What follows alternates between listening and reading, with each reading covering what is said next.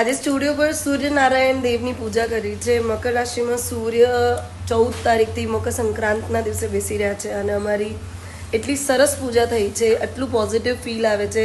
કિરણ મહારાજ હંમેશા એ વસ્તુનું બહુ જ પરફેક્ટલી ધ્યાન રાખે છે કે અમારી લાઈફની જે કાંઈ બી નેગેટિવિટીઝ હોય એ બધી બહુ સારી રીતે નીકળી જાય અને એટલું સરસ પૂજન થયું છે, તમે જોઈ શકો છો.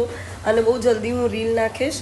2026 ઇઝ અબાઉટ ધ સન. કિરણ મહારાજ કંઈ કહેવા માંગશો કે 2026 કેવી રીતે જવાનું છે બધાનું? 2026 ઘણા લોકો માટે બહુ સારું અને ઉત્તમ જવાનું છે. મકર રાશિ છે, કુંભ રાશિ છે, તુલા રાશિ છે, તો એ બધા માટે બહુ બેસ્ટ જશે. અને બાકી 12 રાશિને આપણે આશીર્વાદ આપીએ છીએ સૂર્યનારાયણ બધાની ઉપર કૃપા કરે, પ્રગતિ કરે, બધાનું તેજ વધારે, બધાના વ્યાપારમાં પ્રગતિ અને ઉન્નતિની પ્રાપ્તિ કરાવે, દરેકના આયુષ્ય આરોગ્યની ભગવાન સૂર્ય મહાદેવ રક્ષા કરે. જય માતાજી, રાધે રાધે. સો એવરીબોડી, રાધે રાધે, જય મહાકાલ.